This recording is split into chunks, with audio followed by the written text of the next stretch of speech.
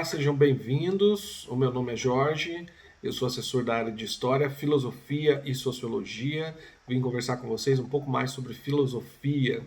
Da última vez que nós nos encontramos, nós falamos um pouco sobre a formação, né, a origem, o início do período contemporâneo na história da filosofia, o início da filosofia contemporânea. Nós falamos ali naquela ocasião um pouco sobre as filosofias do Augusto Comte, filósofo francês, né, que dividiu lá os estágios de progresso, de ordem e de progresso da humanidade em três estados, né? O estado teológico, o estado metafísico e o estado científico, né? E o Comte foi aí uma grande influência para vários filósofos contemporâneos, teve uma grande influência aqui no Brasil, né? Na formação do pensamento brasileiro. Inclusive a frase ordem e progresso que está estampada na nossa bandeira, né? É uma frase que está intimamente relacionada à filosofia do Augusto Comte. Falamos também um pouco do idealismo de um filósofo alemão muito conhecido, muito importante também, que é o Hegel. Né? O Hegel foi aí um filósofo ali do final do século XIX, que tem também uma grande influência na formação da filosofia contemporânea. O Hegel é um caso especial porque, além da sua filosofia, além dos seus pensamentos serem bem difíceis de se compreender, né, um filósofo bem complexo, ele também dá abertura para se pensar qual é a posição, qual é o significado do Estado, né, e dos indivíduos, dos cidadãos aí dentro da nossa sociedade. O Hegel, vamos lembrar, ele definia a história como um progresso contínuo, né, do espírito humano e da ideia de uma liberdade humana que progride, né, sempre através de um movimento que ele chamava de dialético. O movimento dialético lá no pensamento do Hegel era a oposição, né, entre uma tese, um conjunto de ideias, de pensamentos, e uma antítese, um conjunto também de ideias e pensamentos que eram contrapostos, que eram diferentes, que eram, né, opostos aí. E a superação desse conflito de tese e antítese, a superação disso através de uma síntese, né, que seria aí que reuniria os resultados, né, as principais características da tese e da antítese, mas supera essa disputa que há entre essas ideias.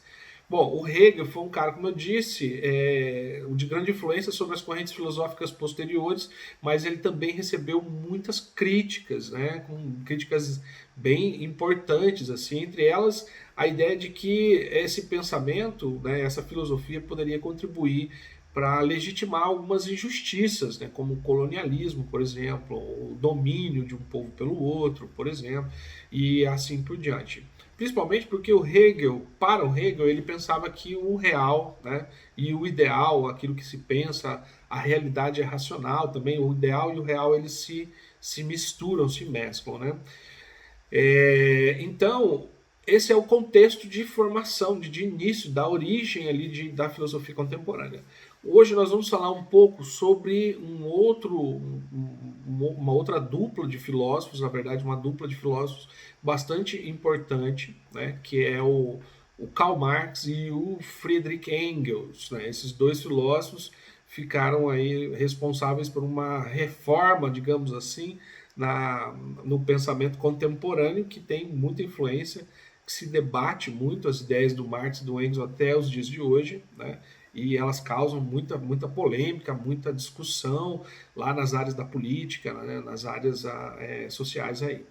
Bom, o Marx e o Engels foram grandes críticos também do idealismo do Hegel. Né? Eles fizeram grandes críticas a esse tipo de pensamento que colocava o Estado como um progresso ali, né, do espírito humano, espírito absoluto e tal.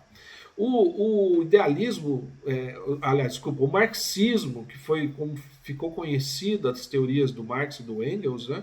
O marxismo empregou também o conceito de dialética, mas um conceito de um contexto um pouco diferente, de um ponto de vista um pouco diferente.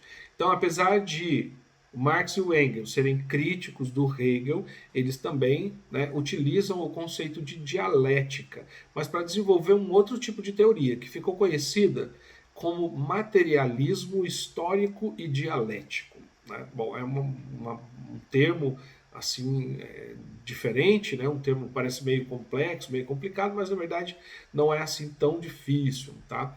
Vamos lembrar, o materialismo é uma teoria filosófica que explica a realidade pelas suas causas materiais. Isso existe desde o mundo antigo, né?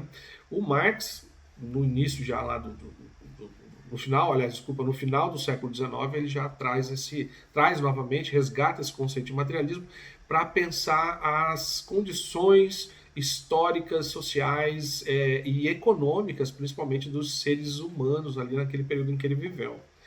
E o dialético, né? A dialética dentro do pensamento de Marx também vai ter alguma diferença em relação ao Hegel, tá? Então os marxistas pensaram, por exemplo, a dialética como um desenvolvimento das relações de produção dos bens materiais necessários à existência humana. Então por isso o materialismo histórico. Então o Marx e o Engels estão querendo dizer que somos nós, seres humanos, né, através dos nossos processos de produção, nós conseguimos aí criar condições, né, históricas, materiais, produzimos as condições materiais para a existência humana, e essas condições materiais, esses produtos também acabam tendo uma influência sobre nós. Então tem um movimento, né, da mercadoria, né, da produção e também do produto. Há uma interação grande nesse sentido, tá? E o Marx entende assim que a dialética, né, esse movimento que lá no Hegel era tese, antítese e síntese, né? A dialética, na verdade, ela é uma lei constituinte da realidade histórica, né?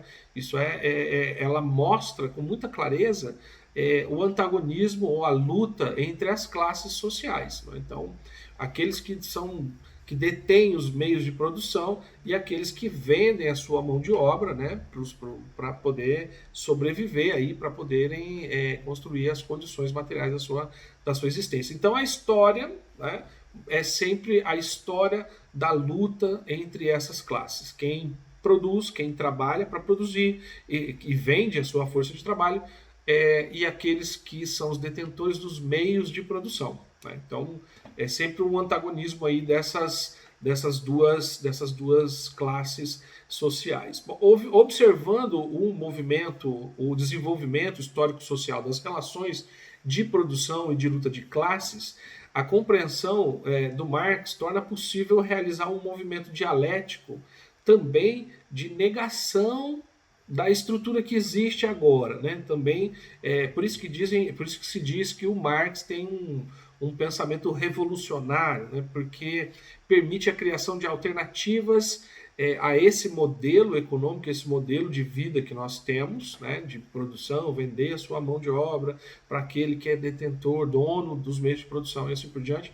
Existe uma estrutura que nos permite revolucionar, mudar, transformar essa realidade numa realidade mais justa, né? Menos exploratória, né? Mais pautada aí no princípio também da liberdade. O Marx, a filosofia do Marx também é interessante porque é uma das bases para a gente entender o que veio a ser a teoria crítica da contemporaneidade, né? O Marx diz o seguinte: os grandes filósofos no decorrer da história sempre estiveram preocupados em explicar o mundo, né, explicar o mundo, a realidade à sua volta, a partir do pensamento, a partir das suas reflexões, né, identificar os princípios que organizam, que regem as estruturas sociais e o mundo em geral. Por outro lado, o Marx acredita que não se trata somente de compreender como isso se dá, né, compreender a estrutura do mundo, compreender a estrutura da sociedade. A filosofia tem como tarefa transformar esse mundo e superar as injustiças e as dificuldades, né, principalmente ligadas aí à exploração dos indivíduos por outros indivíduos. Então, a função da filosofia para o Marx é transformar o mundo num lugar melhor, num lugar mais justo, né? Eliminar essas relações injustas aí entre as classes sociais, por exemplo, relações de produção, por exemplo, e assim por diante. Então, a filosofia do Marx é considerada como uma filosofia revolucionária, né? Uma das principais obras do Marx, o Manifesto Comunista do Marx e do Engels, né? É a dupla. O Manifesto Comunista é alvo até os dias de hoje, foi escrito em 1848, mas é alvo até os dias de hoje de muitas críticas, de muitas discussões, né? Muitas vezes discussões que não conseguem chegar, né, a um tema e a um ponto comum. São discussões ainda que estão em andamento. Né? Então, um livro bastante influente para a história da filosofia contemporânea. O marxismo, então, ressaltou o papel das lutas de classe, né, as lutas entre essas classes sociais, sempre voltada aí para a classe social no sentido de poder econômico, né, de cada classe. Ele denunciou os mecanismos geradores, né, das riquezas e da exploração aí, e que originam também a miséria humana e as injustiças. Né? Então, a filosofia do Marx é revolucionária nesse sentido também, que ele acredita que a filosofia deve ser um instrumento que nos ajude a compreender, sim, a realidade, mas também transformá-la de modo a evitar as injustiças sociais, né, que são vividas entre essas classes sociais aí. Bom, o pensamento do Marx, então, é mais um filósofo, né, mais um filósofo contemporâneo importante, que traz aí à tona algumas reflexões que os filósofos até então não tinham trabalhado ainda, mas que ajuda a construir as bases que nós vamos ter depois nos desenvolvimentos do mundo contemporâneo, do pensamento contemporâneo. Né? Então, muito importante. Eu vou indicar para você fazer lá, né, na página 11 do seu material didático, vai ter uma atividade sobre o pensamento do Marx. Então, leia o texto da página 10, faça a atividade da página 11, onde você vai ter uma questão, um texto do Marx e do Engels e uma questão para ser respondida. E lembre-se, sempre depois que você terminar de ler o seu texto e fazer a atividade, converse com alguém, né, explique aquilo que você descobriu, discuta as ideias para ver se essa pessoa também concorda com você, e eu tenho certeza que assim, no diálogo, então você também vai conseguir aprofundar um pouco mais dos conhecimentos sobre a filosofia do Marx e sobre a filosofia contemporânea em geral, ok? Então, bons estudos e até a próxima aula de filosofia. Tchau, tchau.